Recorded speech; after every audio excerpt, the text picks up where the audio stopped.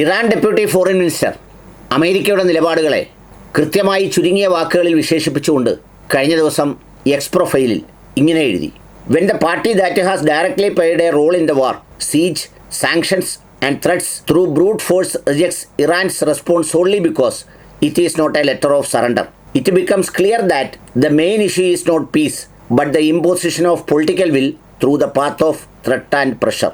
അതായത് യുദ്ധത്തിന് കാരണക്കാരനായ, ഉപരോധങ്ങൾ ഏർപ്പെടുത്തിയ, എല്ലാം തടഞ്ഞു വെക്കുന്ന, നിരോധിച്ചിരിക്കുന്ന, അതിന് ഏത് ഹീനമാർഗവും ഉപയോഗിക്കുന്ന ഒരാൾ ഇറാൻ മുന്നോട്ട് വെച്ച സമാധാന വ്യവസ്ഥകളെ ലംഘിക്കുന്നതിൽ നിന്ന് ഒരു കാര്യം വളരെ വ്യക്തമാണ്: അയാൾ പ്രതീക്ഷിച്ച പൂർണ്ണ തോതിലുള്ള കീഴടങ്ങലിൻ്റെ ഒരു മുദ്ര ചാർത്തിയ രേഖയല്ല അത് എന്ന് മാത്രവുമല്ല, തങ്ങളുടെ രാഷ്ട്രീയ ഇച്ഛ അഥവാ പൊളിറ്റിക്കൽ വിൽ അത് ഈ പറഞ്ഞതുപോലെ അടിച്ചേൽപ്പിക്കാൻ, ഒരു കരാറിലൂടെ സ്വന്തമാക്കാൻ ശ്രമിക്കുന്ന ആ നടപടി ഒട്ടും യോഗ്യമായതല്ല.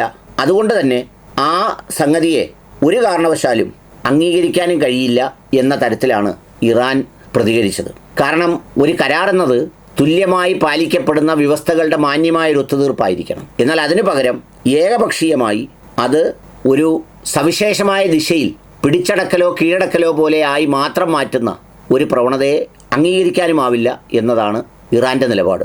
ഇതിനിടയിൽ അമേരിക്കൻ യുദ്ധത്തിൻ്റെ ചിലവ് പീറ്റർ ഹെക്സിത്ത് സെക്രട്ടറി കഴിഞ്ഞ മാസം പറഞ്ഞത് 25 ബില്യൺ എന്നാണ്.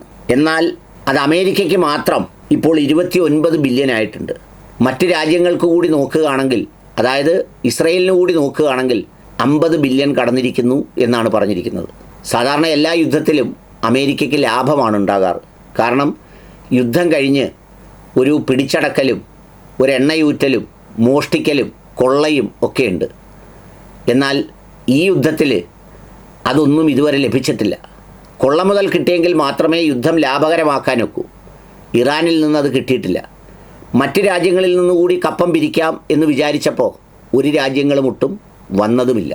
അപ്പോൾ ആ സാഹചര്യത്തിൽ ഈ യുദ്ധം ഒരുതരം കടത്തിന് വെടിവെക്കലായി പോയി എന്നതാണ് സ്ഥിതി.